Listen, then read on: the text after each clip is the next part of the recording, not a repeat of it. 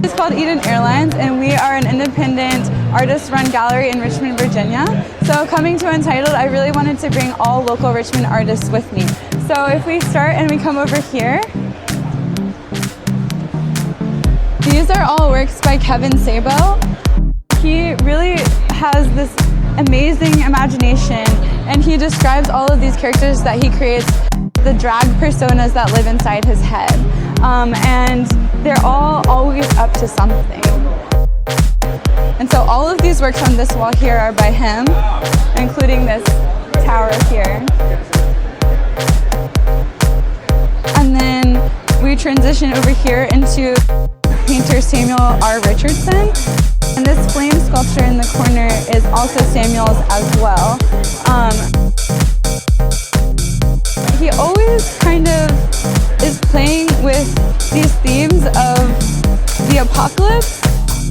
These pieces were created in the pandemic, and they went to an artist residency in New York, and it was just kind of dealing with how just kind of hopeless and everything felt at the time. But they have this really playful sense of humor about it, which I really love. And he also really likes to kind of play with mechanics in his work.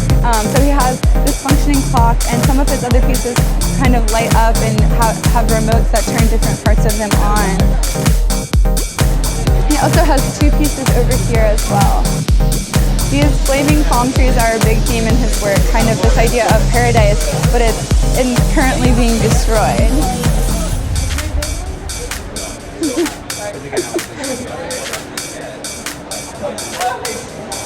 And then these three sculptures down here was Richmond based. He just recently moved to Chicago to do his graduate program at the Art Institute of Chicago. And these are actually made of melted snack chip bags. So he creates these molds of these Kachina dolls in his studio, and he's eating snacks like potato chips, Fritos. Instead of throwing them away, he saves those packaging to use as art-making materials. His work is very material-based. His practice is very much into experimenting and playing with different materials. So these little deities are talking about glorifying consumerism and capitalism in a way, but again, just like Samuel's work, it has that kind of sense of humor about it. And he's very thoughtful with where he'll place certain chip bags. Like here you can see, like he intentionally put the sun chips on either side, and the arms on that one over there say baked. So when you really look at them, there's kind of lots of little thoughtful details that he kind of likes to play with. And another thing that's cool about all of these pieces is that they're actually all metaphysical NFTs. So here you can kind of see an example of, underneath of this sticker is a very tiny chip that's thinner than a sheet of paper. It's called an NFC, or near field communication chip. And all of these paintings have NFC chips embedded in them that bind them to a corresponding NFT. So I can show you how that works. So when you tap it on it, it pulls up. This one pulls up our Instagram, but if you come to one of the pieces,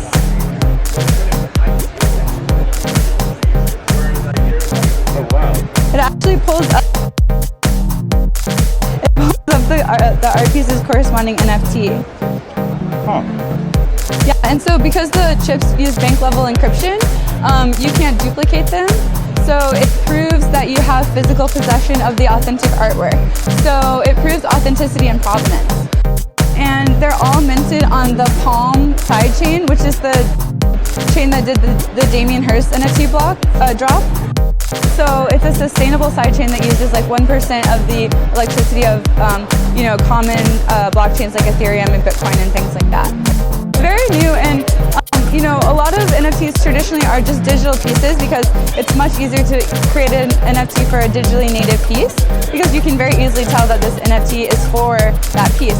But I actually invented this process for tokenizing physical works because I really wanted traditional fine artists to have a way to reap the benefits that NFTs offer.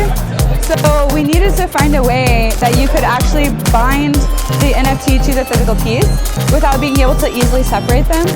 So we came up with this method where we use encrypted NFC chips that were actually developed for luxury handbags. So we built a platform that you can encode the NFT onto the chip, and then you also take the chip's unique ID and actually write that into the smart contract for minting the NFT itself. So the two are inextricably linked together. When you have that piece, anyone with a smartphone can unlock it and verify